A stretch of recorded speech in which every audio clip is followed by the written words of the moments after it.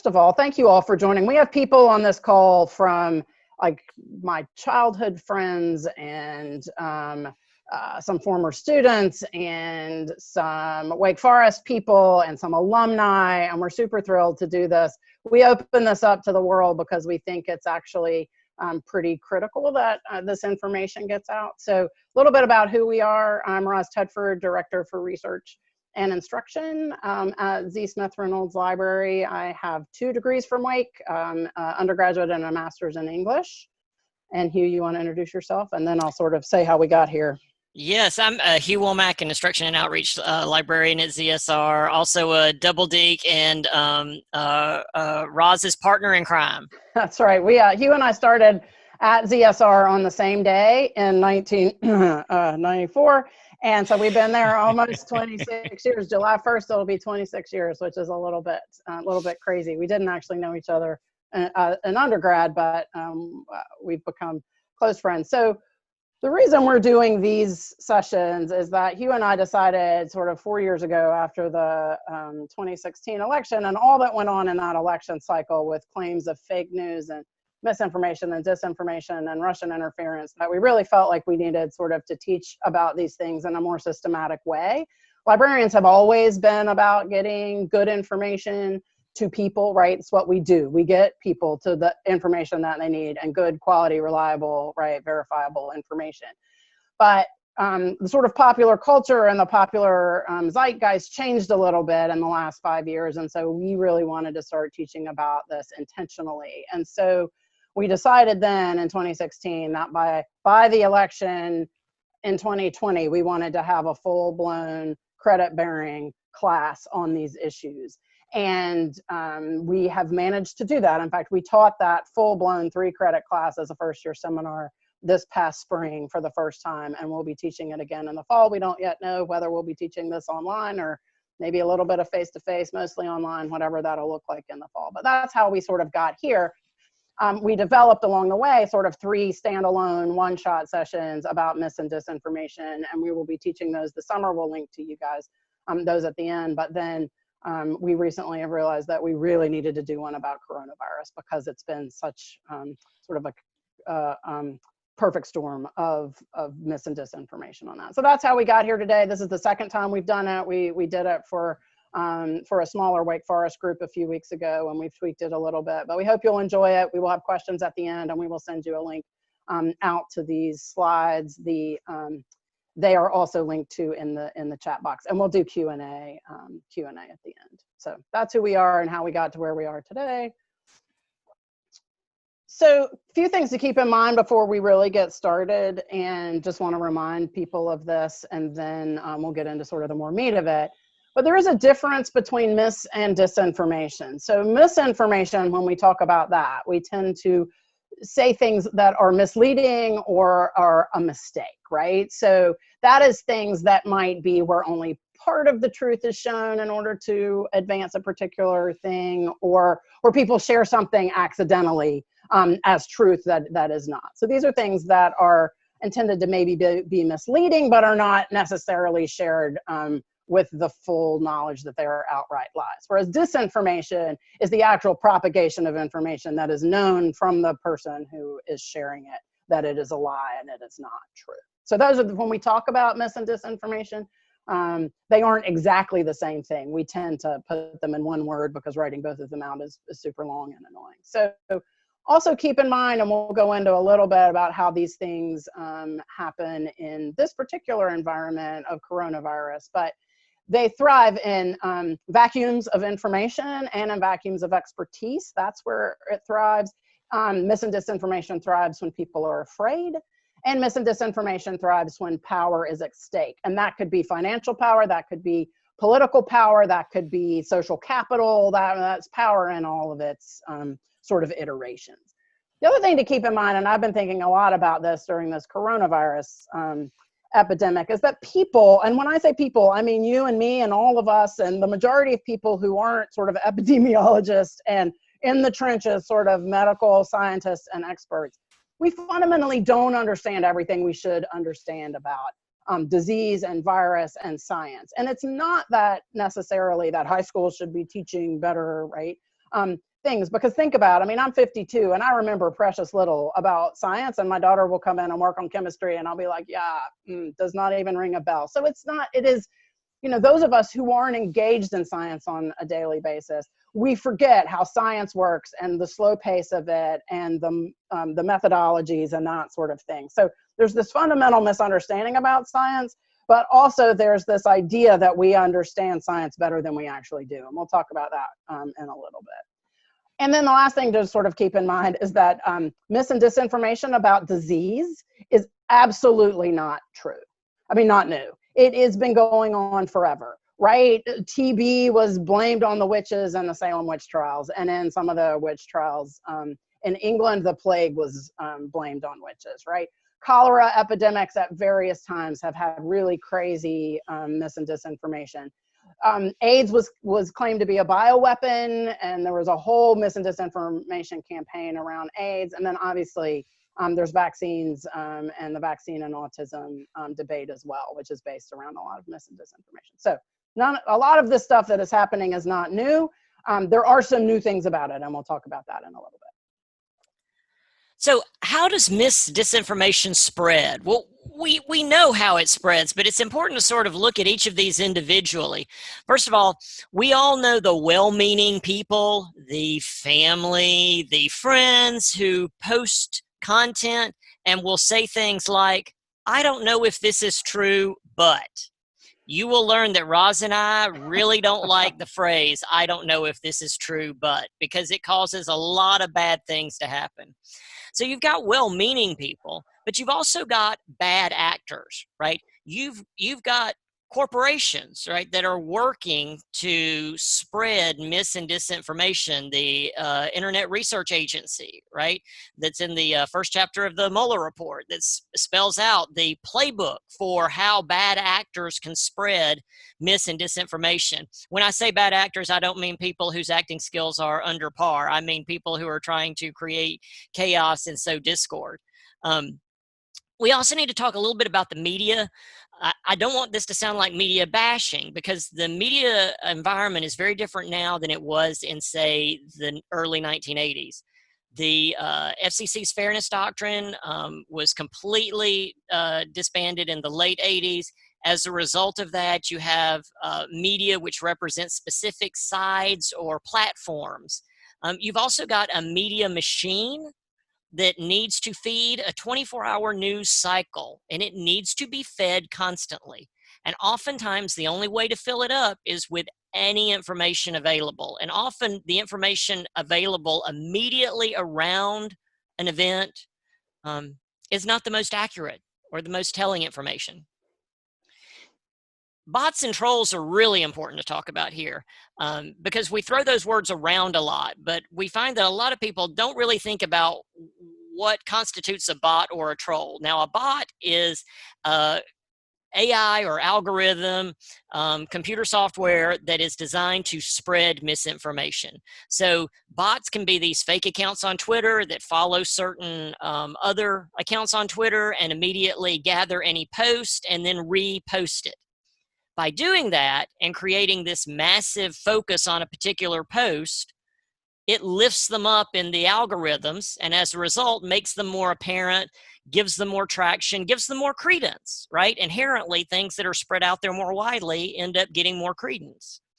So that's technology. Trolls, that's people, right? That's people specifically designing content to mislead people or to simply sow discord. So not all trolls are necessarily going to be spreading misinformation or disinformation. Some trolls are simply out there trying to sow any kind of discord possible, and that might be by picking fights between various constituencies or finding ways to get those constituencies to fight with each other.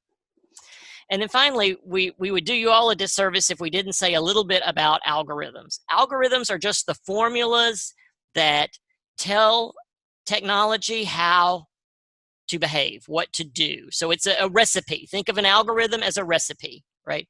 Google's algorithm tells Google what to return in its search results to you, right? Now, these algorithms are often black boxes, which means we don't understand exactly how they work or how they make the decision to show you what they show you, which means the algorithms are rife for spreading mis and disinformation because they are agnostic. They are simply spreading that information without concern for its accuracy or validity. And you'll see throughout this, we're going to throw in the occasional meme to hopefully give you a little bit of a chuckle. All right, so let's talk a little bit about why people believe mis and disinformation. So we actually have one of our future workshops, if these sorts of things interest you. We do a whole hour on these two things.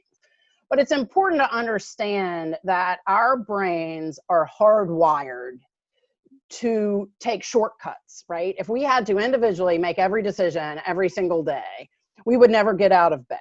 So our brain has certain shortcuts that it takes in order to make quick decisions, make snap judgments, just get through a day, get through a process. And those shortcuts lead us often to irrational behavior, to behavior that is not necessarily in our best interest, right? And so those are called cognitive biases. And there's a lot of these out there. Where we just taught our first year seminar, we had our students memorize, I think 18 of them, 18 of each, cognitive biases and logical fallacies. Because once you understand this, you can start to recognize them in yourself and maybe start to compensate for them and resist them. So I'm not going to go through all 18 of those. There are super interesting ones. The Dunning-Kruger effect is particularly, and that is where people who are experts at things tend to underplay their expertise, and people who don't know much about something tend to think they know more about something, right?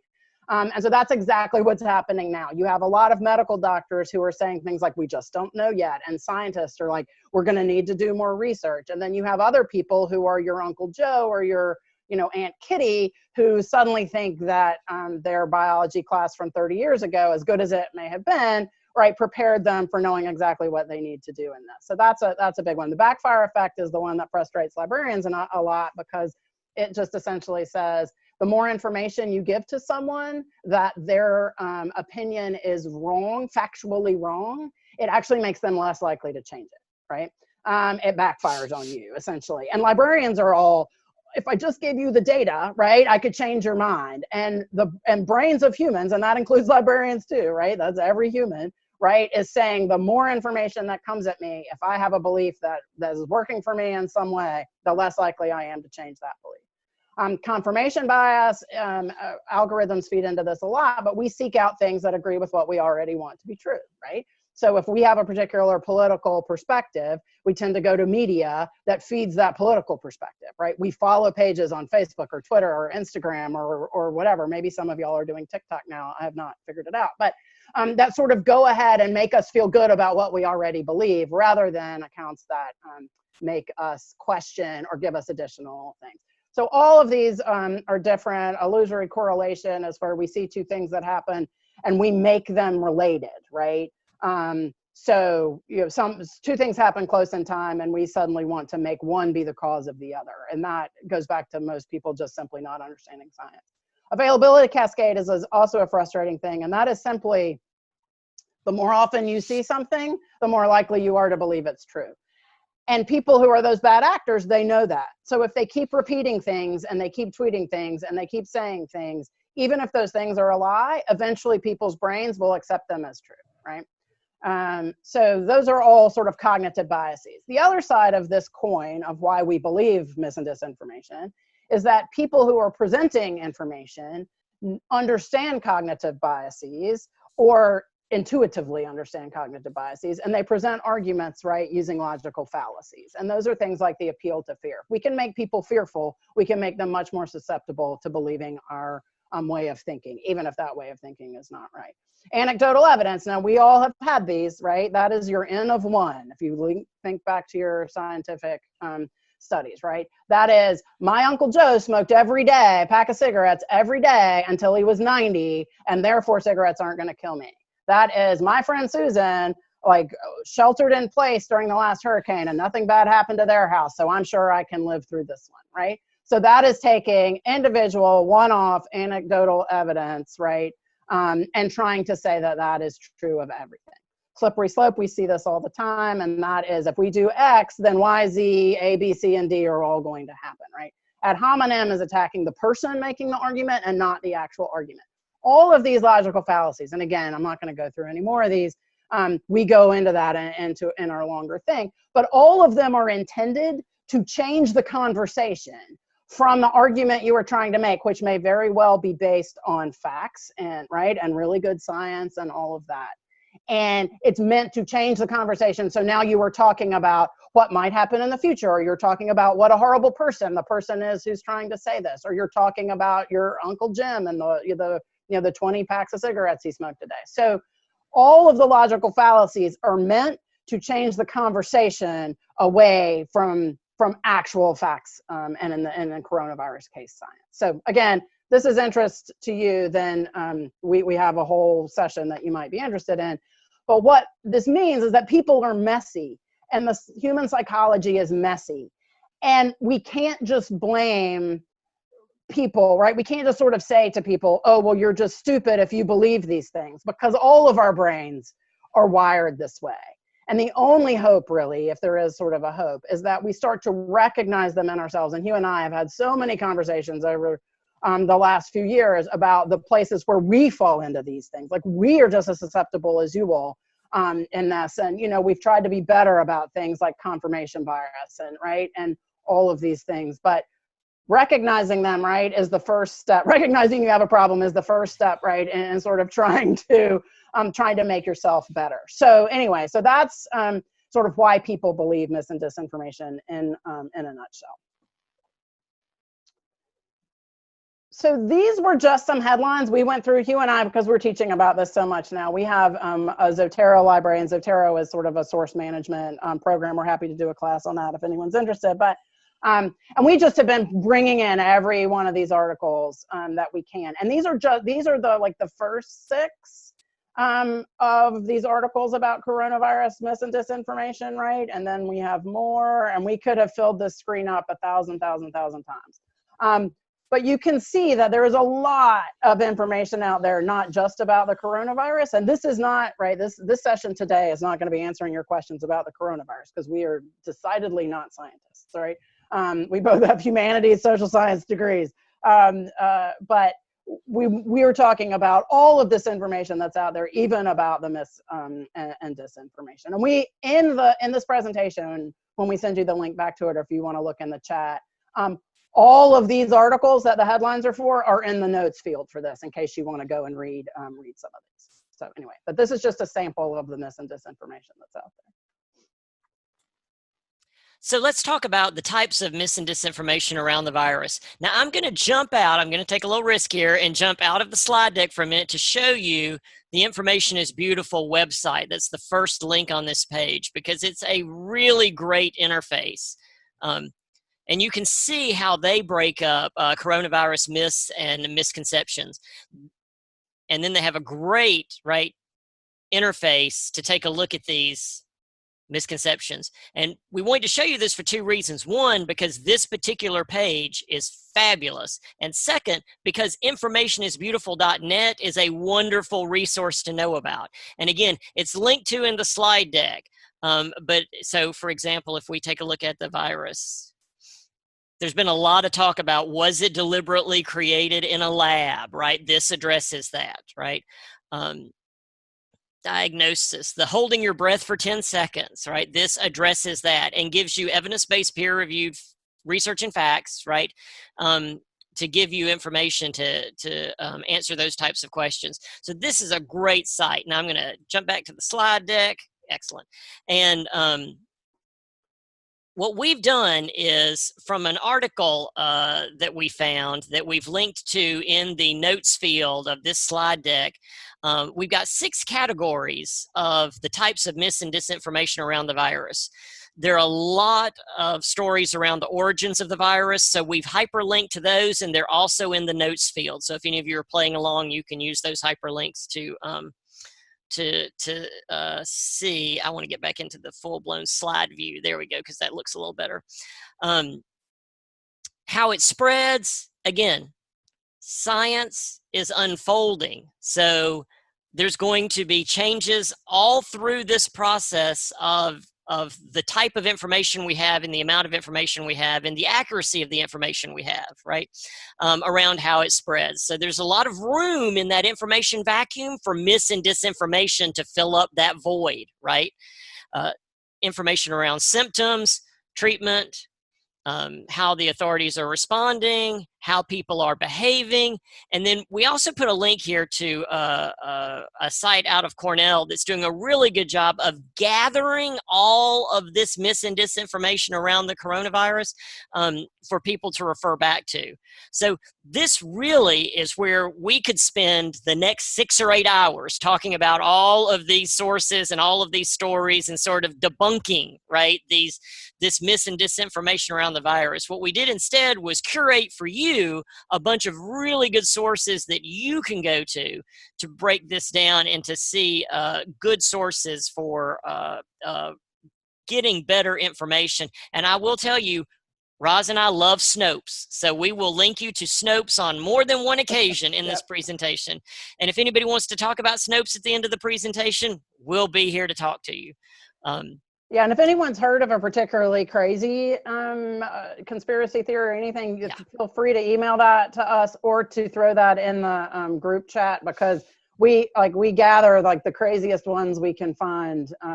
You know, I mean, Bill Gates, there's the whole, he's always going to be blamed for something, but there's some really kind of out there, and you and I have seen a lot. And there are some really extreme things coming out in particular about coronavirus, and there's reasons behind that. But anyway, but if you've heard of particularly crazy ones, we'd love to hear about it. We might include it the next time we do this. That's right. All right, so let's talk about where this comes from. So I would love to tell you that the mis and disinformation around coronavirus are coming from unique places that we've never seen before, but the fact of the matter is not. It's coming from the same places that mis and disinformation comes all the time. So first of all, you have conspiracy theorists and groups. And conspiracy theories are not new, just like mis and disinformation around disease, right? I mean, there have been conspiracy theories. We had our students in our first year seminar do some historical examples of mis and disinformation, and there have been, remember Paul is dead, those of us who remember the Beatles, like there were conspiracy theories that were around long before the internet, right? Long. Moon landing, Kennedy assassination, right? There have always been conspiracy theorists. And that's because conspiracy theories play into a lot of our cognitive biases, right? They really dig into wanting to be in an in-group and wanting to have more information and thinking you know more about something, right? They really play on human psychology. So given the right conspiracy theory, I sort of think that any person could become a conspiracy theorist, right? Because it plays into a lot of things. But there are a couple of conspiracy theorist groups in particular that have latched on to coronavirus. And one is QAnon, which is this thing that has sprung up sort of since Trump's campaign, that is this amalgam of a bunch of different conspiracy theories that have sort of meshed together. It's a little bit of New World Order. It's a little bit of others. I think our student from this past semester, Savant, is on this call. And he was the lucky one who chose the QAnon as his class presentation. And Hugh and I keep sending him crazy links because they keep coming up in these conversations. They were involved in Pizzagate. They were involved in the Seth Rich conspiracy. Lots of conspiracies out there. They're sort of hard to pin down on exactly what they believe, but fundamentally they believe that there is this person named Q who somehow is privy to this giant worldwide cabal of wealthy people. And these wealthy people include the Clintons and Epstein's crowd sometimes, and certainly Bill Gates and all of that. So then QAnon has met with the anti-vaxxers, and I'm preparing, and we're going to add another one of these to the list. And before we send out the list of upcoming things, we'll add one because I want to do one about sort of the history of mis and disinformation around vaccines and how we've sort of come to this point with the anti-vaxxers because they have become a huge voice in these mis and disinformation conspiracy theories around coronavirus because, of course, the way we may ultimately get back to normal is through a vaccine. And so that is like the perfect fodder for them to pop in. If any of y'all have seen the pandemic video, Hugh and I would love to have a virtually, distant drink with you guys and talk through all of the problems of the pandemic video. Luckily, it's been taken down by a lot of the social media groups, but it's a little QAnon and a lot of anti-vax people in there that did that video. But also there are governments. Our government's blaming China. China's blaming our government, right? Russia is in Bolsonaro in Brazil. Like there are a lot of governments out there. And they are spreading this and disinformation through tweets, through blog postings, through speeches, through whatever. And that's a lot of that is because governments are, as a whole, governments in the world were unprepared for this, right? And I think that's an understatement. No, I mean, it would have been hard to have been prepared for this, right? I mean, this is like something we've not ever seen before.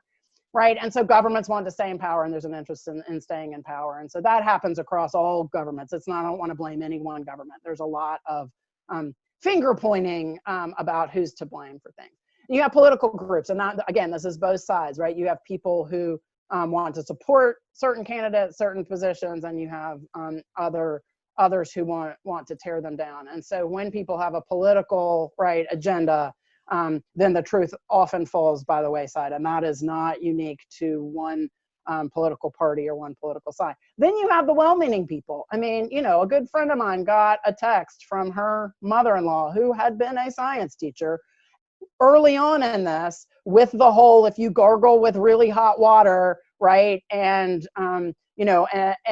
drink really warm water 4 or 5 times a day, that's going to kill the virus, right? Because people, were scared.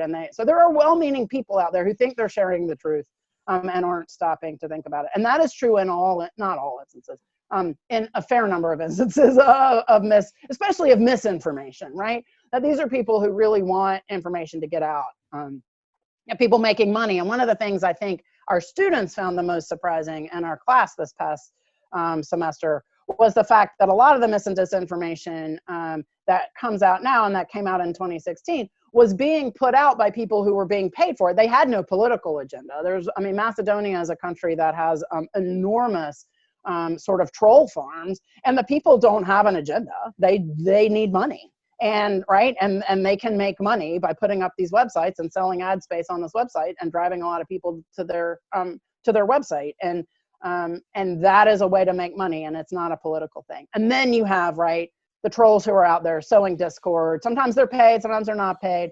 And then, of course, you have the bots, that are programs that are written to spread this. And one of the articles we linked to earlier when we had all of those headlines is that at one point, Twitter was thinking that 60% of the information about coronavirus that was spreading on Twitter was actually being spread by bots and not humans. And I would say probably another 20% of it was trolls. Which makes it just really hard to know what's going on. These are the people who spread mis and disinformation almost all the time, right? It's not unique to coronavirus. Anti-vaxxers may be the exception because of the discussion of the vaccine on here. But these are all the sources of it.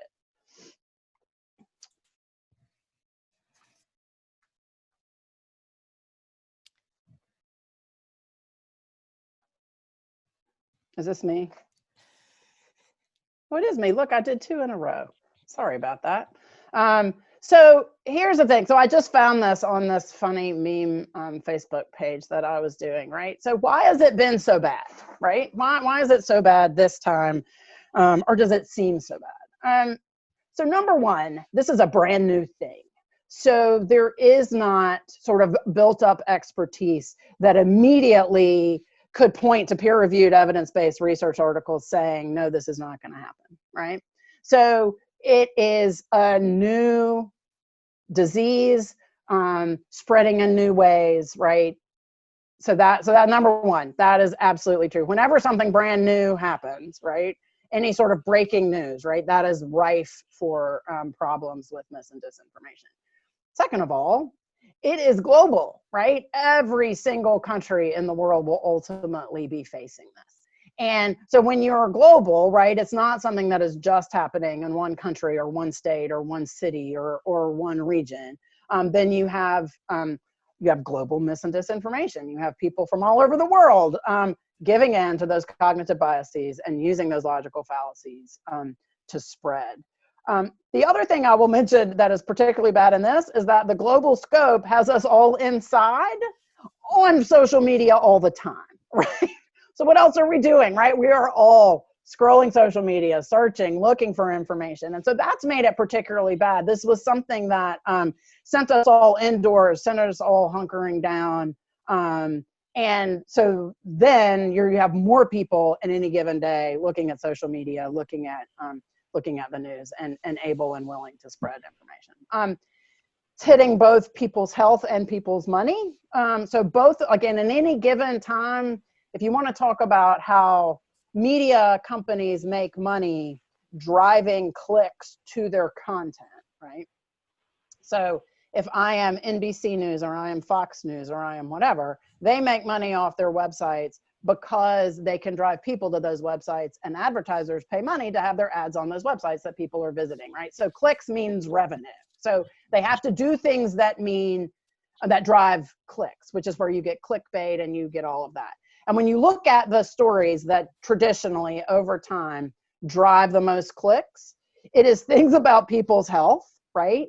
It is things about people's money, right? And this sort of hits that sweet spot between the two of those. And if you had just added in, sort of sex and death, then we would have had the sort of like the perfect, like 4 points, right?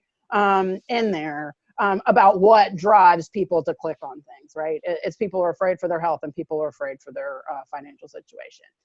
Expertise, and this is huge right now, expertise is really diffuse because there was not already a research lab researching this particular coronavirus in the world. So expertise is being built up with peer-reviewed, evidence-based science, but that is a long process and people want answers yesterday. And so you have this diffuse expertise and people are saying, well, based upon what we've seen in these other similar things, but it is not necessarily going to be true. There's a lot of evidence coming out right now that this is maybe more a blood disease than a respiratory disease. And that sort of changes a lot of the conversations, but it's taken us 4 months to figure that out. And we will really not know the full extent of what it is probably for another 6 months to a year, right? There is across the world, in this country in particular, but also across the world, a growing distrust of science. And part of that goes back to the fact that with the advent of the internet, you had people who could claim to be experts, right? Gatekeepers were gone for expertise. And we have our students read this great essay called The Death of Expertise, which is actually the introduction to a book that was by the same name, that talks about how anyone can claim that they are an expert in today's world. And all they have to do is put it up on the internet and they'll know how to get people right to their thing. And that makes, that then can make people distrust science. And then you've had many governments, many political parties across the world really actively drive the distrust of science. In our country, we've seen that a lot in climate change denialism, which is we could do another whole one of these on that. There've been a sort of push to sort of defund science and to get people to distrust scientists, right? So that also does not make for great when the scientists are coming out and saying, this is what you need to do. If what you need to do does not make you happy and is not what you want to do, right? Then you have this whole body of people out there willing to bolster your distrust of science, right? Because it's telling you something you don't want to hear. Extreme polarization, not only in our country, but everywhere. We automatically assume if someone is telling us something we don't want to hear, that they are from the opposite side of the political spectrum. And that is true on both sides of the political spectrum, right? And so that extreme polarization makes us look at any information that our cognitive biases want us to reject and claim that it is from the other side, right? Which has led to all the sort of things about hoaxes, right? This is a liberal hoax, this is a conservative hoax, right? It's a great vast right-wing conspiracy, like whatever that's out there. People are willing to push it off on the other side as a reason to not believe it because it inconveniences them. And I don't mean inconvenience in we can't get our hair cut, but people's lives are being upended, right? Their financial stability is being upended, their health, their safety is being upended, right? And so we are in the worst possible place as a country and many other countries in the world with this extreme polarization of ever having come together around something like this. People are afraid. Fear is the number one thing that makes us susceptible to mis and disinformation, and people are very afraid.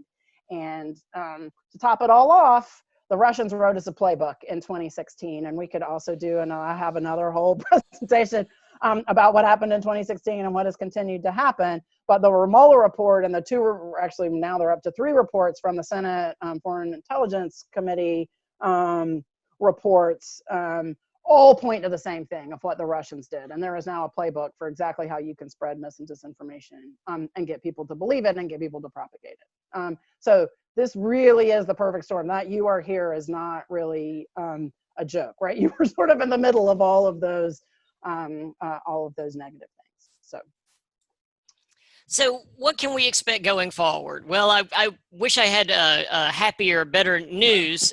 One thing is we will have more science, right? Roz just said, right, in the next year, right, really good science is going to come out that will help us, because no matter what it tells us, when it comes to your health and money, you always want more information, right? More information is always better.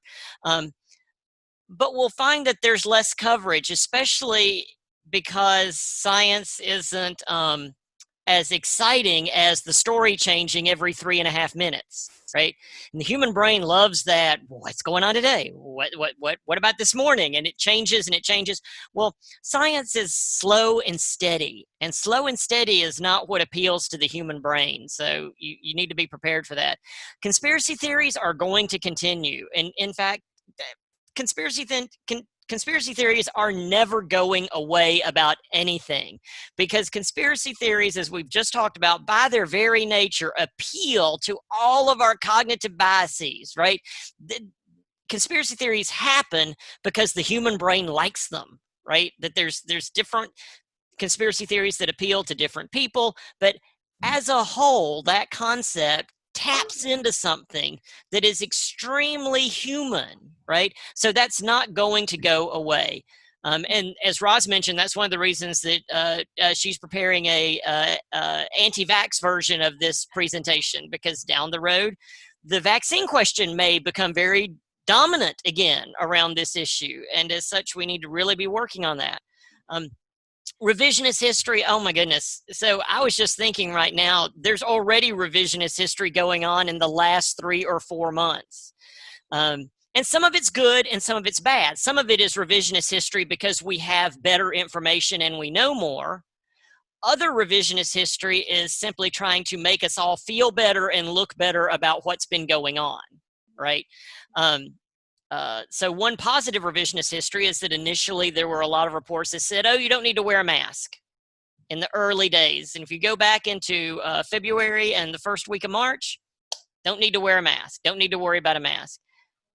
Over the course of about 7 days, that message completely flipped, right? And now as we look back, most of us probably don't even remember the time that there was messaging going out saying, you don't really need a mask, right? That sort of, we're past that. That's positive revisionist history, right? That's when we learn more, we know more, we do better. But there'll be lots of revisionist history where the human brain wants to cover up things that we aren't quite so proud of and sort of glosses over them. The tech companies, they may help us and they may not. They may improve and they may not. We've already seen in the last week 2 major tech companies take 2 different perspectives on fact checking of information that are radically different. So it's going to be interesting to see if technology helps us or hinders us. More than likely, it's going to do both, right? All right, so before we get to what you can do, and we try and end on a little bit of a hopeful note, because there are some things you can do. There's some other things that we wanted to make sure people keep in mind. And this first point, I cannot emphasize enough. And this, a lot of people don't understand it. So I'm gonna say it probably 12 different ways. But any interacting you do on a social media platform with content increases the likelihood that someone that comes after you is going to see that content. And it does not matter if you're interacting with it by putting a frowny face on it or saying this is the most ridiculous thing I've ever seen, or retweeting it and saying this is a bull-faced lie, or posting a comment under something with your very well curated, right, data from the Center for Disease Control or World Health Organization or whatever. Any interaction, a comment, a like, a tweet, an emoji, anything makes a piece of content more likely to be seen by others that come after you. That is the way algorithms work, right? Any interaction is a vote. So we told our students, and I tell people whenever I can, consider your attention on the internet, right? And that goes for whether you're commenting on a New York Times article on the New York Times webpage, and we can have a whole other discussion, as Hugh and I often do, about why the New York Times needs to have comments, because we went for over a century without having to comment on every New York Times article. But or whether you're on Instagram, Facebook, TikTok, right, YouTube, anything is going to increase that. So think of your attention on the internet as a currency, and spend your currency wisely. So interact with things that you think other people should see. And honestly, I can't say this enough. You can actually ignore things. I know that is hard to understand, but you can actually scroll on past without commenting, liking, thumbs downing, frowny face, grumbly face, screaming, whatever, that this information is wrong. Because the way to beat the algorithm is to ignore it, is to ignore mis and disinformation so that it falls to the bottom of the algorithm. And then you don't have to, worry about that. So the next thing to keep in mind is that changing people's minds is hard. It is really hard. And it is even hard if you have a really close relationship with someone. And it is going to be impossible if that person is a stranger in a comment section on Facebook or Twitter. So if your goal is to change people's minds, sink your energy into, and we have actually our last of the presentations we have going later in the summer is about sort of things you can do to be better. But the peer-reviewed evidence-based research shows that it's really hard. So don't try and change people's minds in the comment section on a news article, on Twitter, on Facebook. It's not going to happen, especially if that person is a stranger. And you can save yourself a lot of stress by just not trying to do that. Keep also, and I don't know how many of you all use Twitter. So our students tend, the Wake students tend to be mostly Instagram users and now TikTok users. They don't tend to use Twitter or Facebook very much. But the thing to understand about Twitter is that 20% of Americans have Twitter, 10% or half of those tweet regularly, half of those tweet ever about politics, and half of those tweet regularly about politics. However, those 2% of Americans who tweet about politics on Twitter are represented in the media as being the voice of America. And it is not the voice of America. And I call Twitter a rage machine because I feel like that's all it is. Like, Twitter thrives on people's anger. Because when you're angry, you're more likely to share things and comment on things, right? And repost. And I find I go on Twitter and in 2 minutes, like, my blood pressure is up. But just keep that in mind about Twitter. Facebook is a bit more representative, but it's a representative of an older demographic and not a younger demographic. If you see something that says the truth behind, it's almost never the actual truth. Keep that in mind. There's a lot of things going on out there. Pandemic being one of those, right? So anything that's claiming to have the truth probably isn't. And the last thing to remember, and this goes back to our cognitive biases, is that just because someone is saying something that you really, really, really, really, really don't want to hear, that does not automatically make it a lie. And this is something for all of us to remember, that because something is hard to hear and hard to, right, to make a change in your own life about, doesn't necessarily make it a lie. And we have to sit with our discomfort about things and say, you know what, maybe I shouldn't go and do X, Y, or Z that I really, really, really, really, really want to do just because I don't want to do it, right? So anyway, so I just wanted to throw that out there. And then the last slide. We have a list of what you can do now to be better consumers. And I'll jump in and we'll tag team on this Yeah. one because we always do this one together. But pay for your news from reputable sources, especially local news. So this one is really important to me because I pay a ridiculous amount of money to subscribe to multiple newspapers online, one of which is the Winston-Salem Journal, because no one is going to cover the school board of Winston-Salem except the local paper, right? So I know a lot of people are like, oh, I don't read local, or I don't, get the paper. I only get national news. It is really important that we support reputable sources. And I don't care whether they're liberal or conservative. Reputable sources means they follow the standard um, um, patterns of reputable journalism that were established over 100 years ago, of fact-checking, of triangulating sources, right? Good reputable news sources can be either liberal or conservative. That doesn't have anything to do with whether or not they're doing good journalism. Right. I just want to put another plug in for local. I think we haven't, right? This coronavirus has brought into high relief how important local information is. And I know I've been watching our local news at 6 o'clock way more often in the last 4 months to find out what is going on here in Winston. Not all of y'all are in Winston. You're all over the country, maybe all over the world. But I suspect you have been tuning into your local news more to find out what things are reopening. What is your mayor saying? And if we let our local news sources die, we will not have that information going forward. So they rely now on subscription. Otherwise, they're going to be beholden to advertisers, and that's never a good thing, right? So I'm just going to, and that could be your local NPR station. I subscribe to our local newspaper, but I also am a sustainer for our local NPR station. Some of you all may have multiple local news outlets. Lucky you. So pick the one that you think is doing the best work.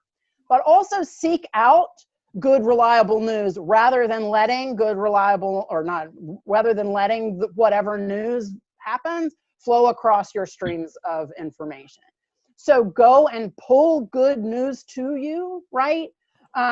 Use the push technologies that are built in, right, to go and tell really good news apps or whatever, push me the news that I need, rather than just letting whatever sources or stories pass by you. Because, as we mentioned earlier, those algorithms are going to mean that the stories that have the most interaction are the ones that are going to flow through your Twitter feed, your Facebook feed, Instagram, whatever. And those aren't necessarily the most important stories, right? Just because they spark the most outrage does not necessarily mean they're the most reliable or most important or most accurate. Mm-hmm. So check fact-checking sites, Snopes, PolitiFact, WHO, BBC, Fact Check. I will go out on a limb today and say, contrary to what many of us have heard in the media recently, there is such a thing as a fact, and it is possible to fact check without political bias. And there are really good sources for doing that. And it doesn't take long. It can take as little as 10 seconds to fact check a story you're reading online and to triangulate and to check against another source. It's not a bridge too far, and it's something that I find myself doing more and more and more. And oftentimes I'm doing it even more with stuff that I agree with, because I fear that I'm falling into am I only agreeing with this because it follows my worldview, or because it is based on good research, and I'll go out and fact check. Yeah, and we can probably skip through some of the rest of these so that we can get on to questions. Yeah. The one thing I do want to emphasize, and then we'll move on to questions. So if you have questions, you can start putting them in the chat, is that patience is a virtue in breaking news situations. And the first story is almost never the true story. And so the more you can show restraint and not tweeting out or sharing the very first things that come about anything, we're seeing, like, there's now a site tracking all of the misinformation around the recent protests and riots, which probably in another few months we could do another one of these on those. But just be patient and read, right? Whatever comes out immediately in the aftermath of something is never going to be what is ultimately the true story about what happened. And the more we can show restraint and be patient, the better. All right, so let's go to the last slide, and then we'll start taking some questions. So we do have upcoming workshops, and this is a QR code. If y'all don't know that, you can point your little phone camera at that, and that will bring up a website. But we'll also send out the link. We have one on the mechanics of fake news, and we go much more into bots and trolls and the Mueller report and what that said about that. Then we have a whole one on the psychology of fake news, why we believe it. And then our last one is how we can be about how we can be better about it. The site, we can send that out. It is a BuzzFeed site. So there is someone on Twitter. I just added it to our Zotero library. But if the title of the article is "We're keeping a running list of hoaxes and misleading posts about the nationwide police brutality protests." So I can definitely throw that in. And at this point, would it be good for me to go ahead and stop the recording? So then we'll deal with the chat. So I'll go ahead and stop the recording now, just so everybody knows. And we know some people have to leave, but Hugh and I are good for staying for a little bit longer. So so keep the questions coming.